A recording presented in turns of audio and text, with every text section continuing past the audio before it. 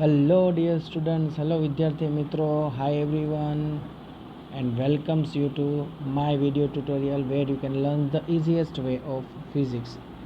ચલો તો આપણે શરૂઆત કરીએ આપણા 11મા ધોરણનું જે ચેપ્ટર નંબર 14 જે છે કે જેને આપણે દોલનો આપણે તો નામ નથી આપેલું, ઇવન ટેક્સ્ટ બુક જે છે એની અંદર નામ આપવામાં આવેલું છે દોલનો.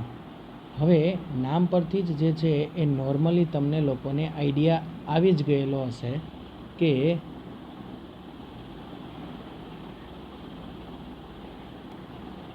કે તમને લોકોને અહીંયા જે છે એ શું જોવા મળશે તે.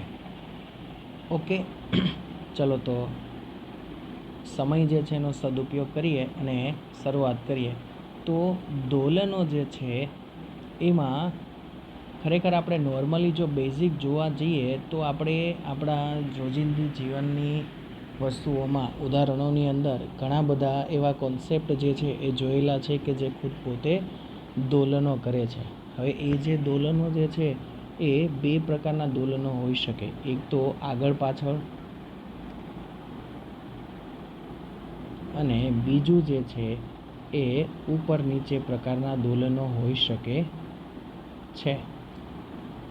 ઓકે, તો આવા આગળ પાછળ દોલનો કરતું જે પરિસ્થિતિ છે એના વિશેની વાત કરીએ તો આપણે જે છે એ લોલક જે છે એનો ખ્યાલ છે તમને લોકોને કે લોલક જે છે તે પોતે આગળ પાછળ ગતિ કરશે અને ઉપર નીચે ગતિ કરતું હોય એવી કોઈ ઘટના હોય, એવી કોઈ તંત્ર હોય તો એની વાત કરીએ તો એ છે સ્પ્રિંગ અને બ્લોક દ્વારા બનતું તંત્ર. લોલક જે છે એ કઈ રીતે નિર્માણ પામે છે એની વાત કરીએ તો એક દ્રઢ આધાર પરથી કોઈ એલ લંબાઈની એક દોરી જે છે એને તમે લટકાવેલી છે અને એના છેડા ઉપર કોઈ દળ જે છે એ તમે લટકાવેલું છે. ઓકે, તો આ જે લોલક જે છે એની ગતિ થશે તો આવી કોઈ ગતિ થાય, અહીંયા જશે, આ એની ઇનિશિયલ કન્ડિશન, આ એની ફાઇનલ કન્ડિશન. તો એ પોતે અહીંયાથી આ તરફ જશે, ફરી પાછું રિટર્ન બેક જે છે એ અહીંયાથી અહીંયા આવશે, ફરી પાછું રિટર્ન બેક જશે. આવી રીતે કન્ટિન્યુઅસલી જે છે એ એની ગતિ થયા કરે છે.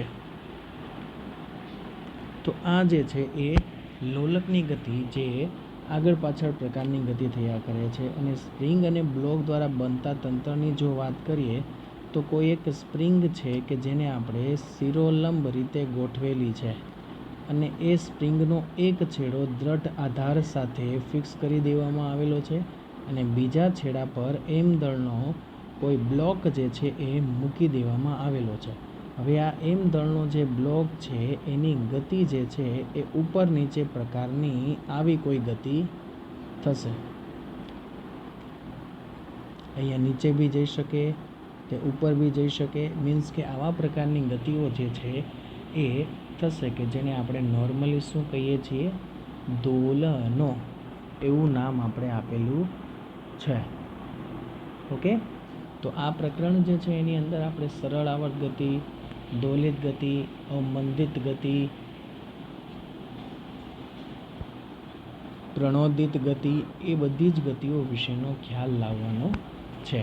ઓકે, ચાલો તો શરૂઆત કરીએ આપણે કે ગતિઓના પ્રકારો વિશેની.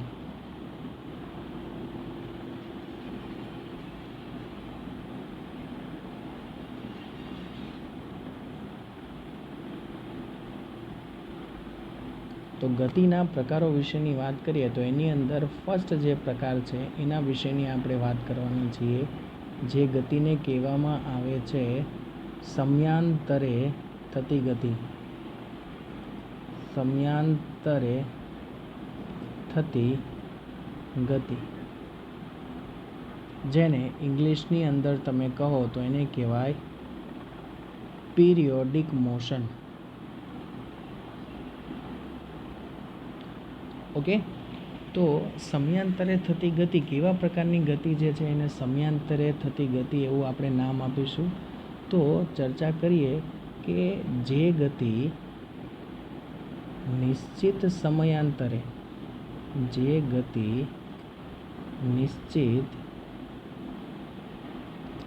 સમય અંતરાલમાં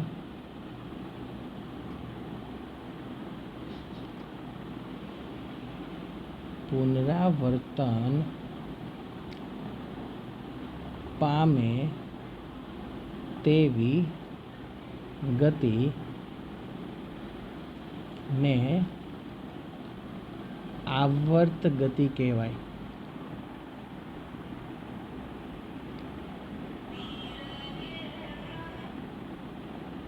તે ગતિને કેવી ગતિ કહેવામાં આવે છે?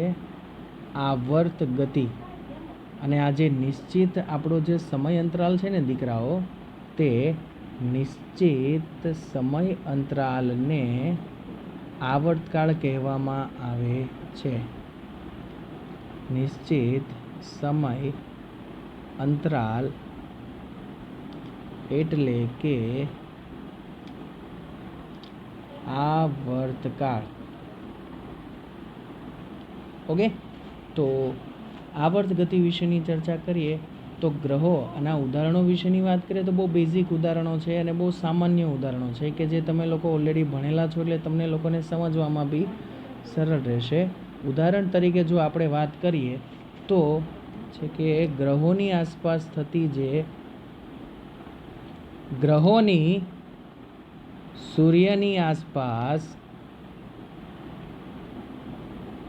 થતી જે ગતિ છે એ ગતિને શું કહેવામાં આવે છે? તો એ ગતિ આવર્ત ગતિ છે.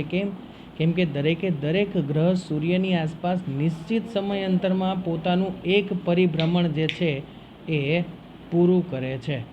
તો આ જે ગતિ થશે એ ગતિ આપણી કેવી ગતિ થશે? તો એ જે ગતિ છે એ આપણી સમયાંતરે થતી ગતિ થશે, એટલે કે આવર્ત પ્રકારની ગતિ થશે. આવી જ રીતે આવર્ત ગતિની વાત કરીએ તો પૃથ્વી જે છે એ પોતાની ધરી પર ફરે છે.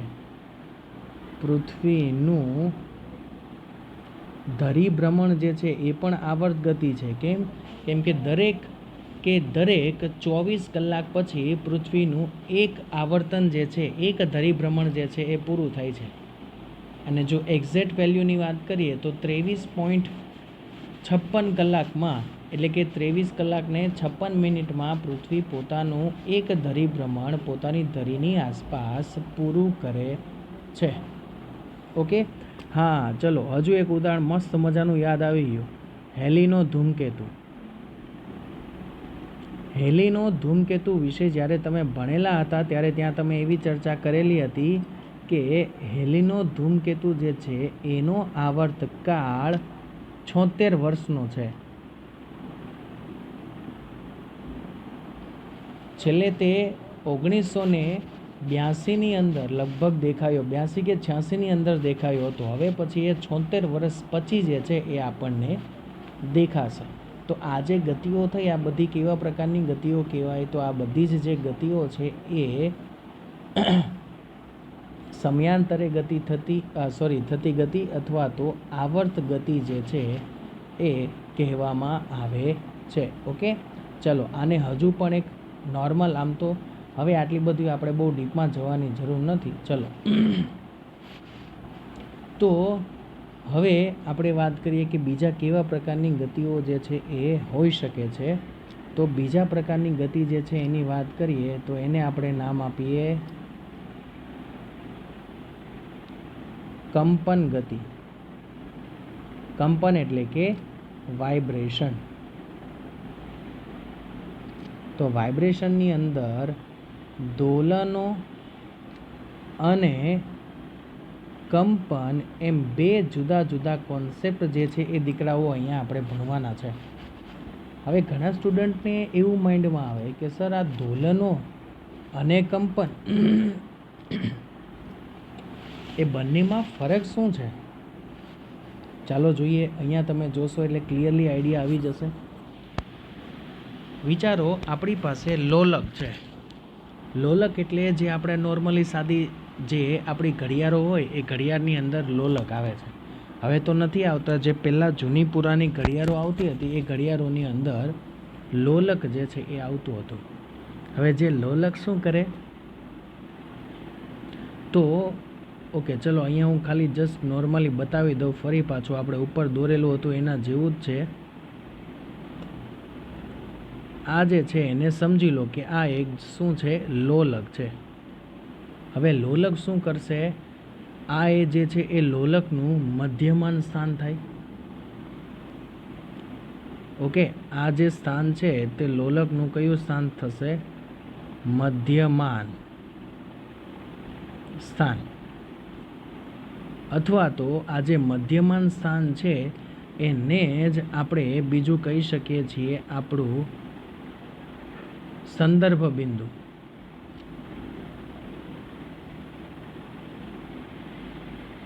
હવે આ મધ્યમાન સ્થાનની આસપાસ લોલક અથવા તો આ સંદર્ભ બિંદુની આસપાસ લોલક જે છે એ ડાબી બાજુ અને જમણી બાજુ નિશ્ચિત પથ ઉપર ગતિ કરે છે. લાઈક આવું કંઈ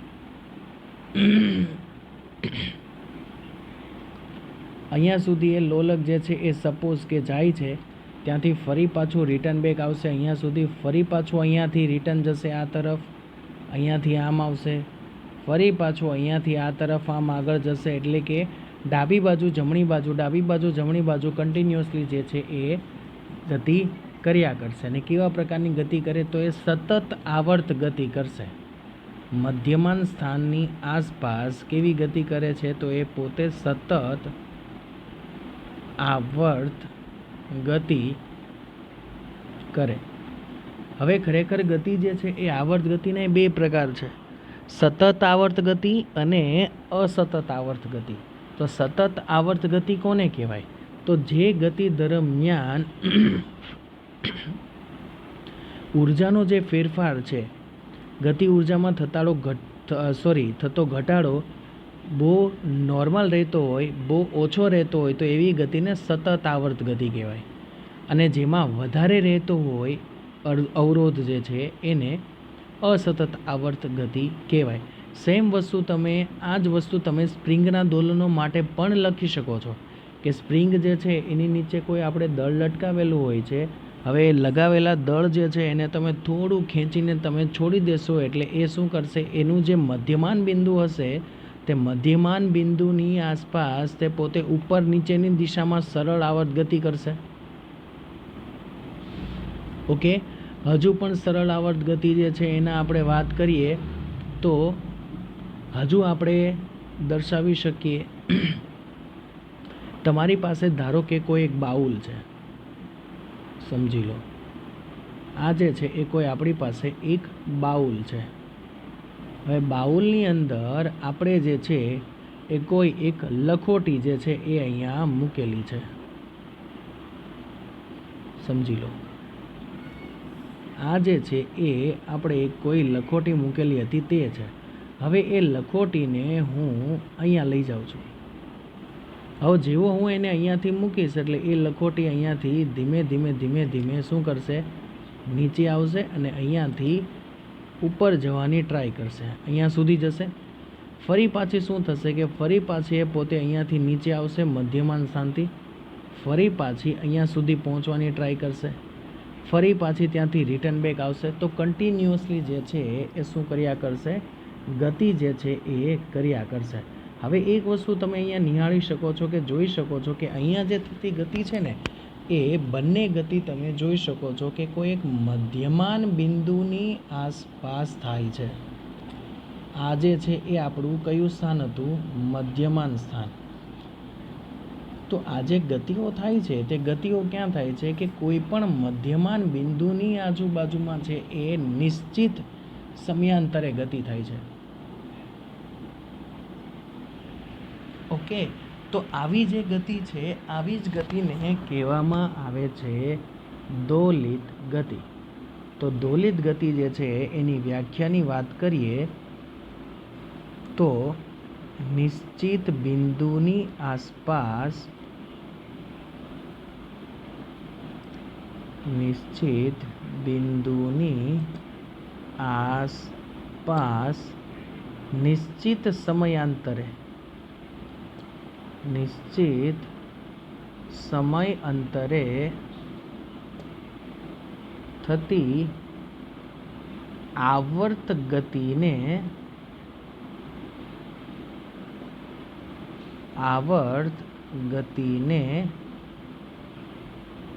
દોલનો કહેવામાં આવે છે અથવા તો દોલિત ગતિ કહેવામાં આવે છે.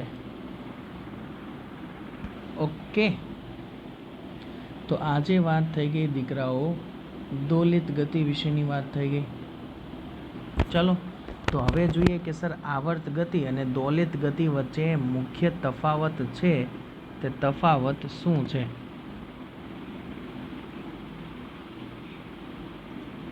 ચલો, તો મેઇન પોઈન્ટ જે છે એ હવે આપણો અહીંયા છે કે ભાઈ આવર્ત ગતિ અને દોલનો જે છે એના વચ્ચેનો તફાવત શું? દોલનો વચ્ચેનો તફાવત. એક વસ્તુ યાદ રાખજો કે ફર્સ્ટ પોઈન્ટ, આ જે પણ અત્યારે હું લખું છું એ આપણા ગોલ્ડન કીવર્ડ છે દીકરાઓ, યાદ રાખજો. જો કે બોર્ડ રિલેટેડ થિયરી માટે આ મોસ્ટ ઇમ્પોર્ટન્ટ છે, આ પોઈન્ટ્સ અત્યારે જે લખું છું તે. તો કે દરેક દોલિત ગતિ આવર્ત ગતિ કહેવાય. દરેક દોલિત ગતિ આવર્ત ગતિ હોય છે, કહેવાય અથવા તો હોય જ. દરેક દોલિત ગતિ જે છે એ પોતે આવર્ત ગતિ હોય. પરંતુ બીજા પોઈન્ટ્સની આપણે વાત કરીએ તો બીજો પોઈન્ટ્સ આપણો રિગાર્ડિંગ એવો છે કે દરેક આવર્ત ગતિ દોલિત ગતિ હોય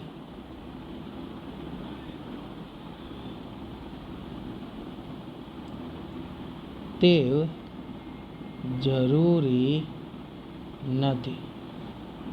ક્લિયર? દરેક આવર્ત ગતિ દોલિત ગતિ હોય એ જરૂરી નથી. કેમ? કેમ કે આવર્ત ગતિ હંમેશા કોઈ મધ્યમાન સ્થાનની આસપાસ અથવા તો કોઈ નિશ્ચિત સ્થાનની આસપાસ જ થતી હોય એવું કોઈ જરૂરી નથી. ઓકે, ધારો કે આપણે વાત કરીએ આવર્ત ગતિની, તો આપણે આવર્ત ગતિના ઉદાહરણમાં એવી ચર્ચા કરી હતી કે ગ્રહો જે સૂર્યની આસપાસ ફરે છે તેને આપણે આવર્ત ગતિ કીધું. પણ એ આવર્ત ગતિનું તેનું મધ્યમાન સ્થાન તો કોઈ ફિક્સ જ ના હોય. એ ગતિમાં તમે ક્યાં તેનું મધ્યમાન સ્થાન લઈ શકો? તો કોઈ પણ બિંદુને તમે એનું મધ્યમાન સ્થાન લઈ શકો નહીં. એટલે દરેક આવર્ત ગતિ દોલિત ગતિ હોતી નથી, પરંતુ દરેક દોલિત ગતિ જે છે એને તો આવર્ત ગતિ કહેવાય જ. કેમ કે આવર્ત ગતિ માટે તો ખાલી એવું જ હતું કે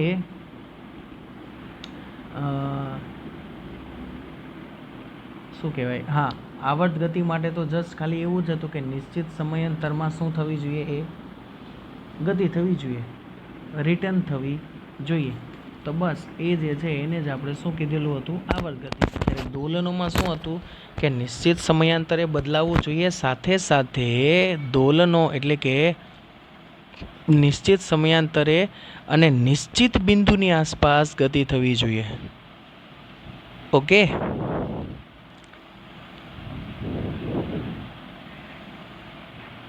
ચાલો, તો અહીંયા આપણો ગતિઓને લગતો ખ્યાલ જે છે એ કમ્પ્લીટ થાય છે. હવે પછી એ ગતિઓને સમજવા માટે આગળ આપણે કેવા બેઝિક વસ્તુઓની જે છે એ ખ્યાલ લાવવો પડશે, કેવા બેઝિક કોન્સેપ્ટ જે છે એ ભણવા પડશે, એના વિશેનો વાત આપણે નેક્સ્ટ સેશનની અંદર કરીશું. ઓકે બચ્ચા party, bye, take care, see you soon, stay healthy and stay happy dear students. Bye by.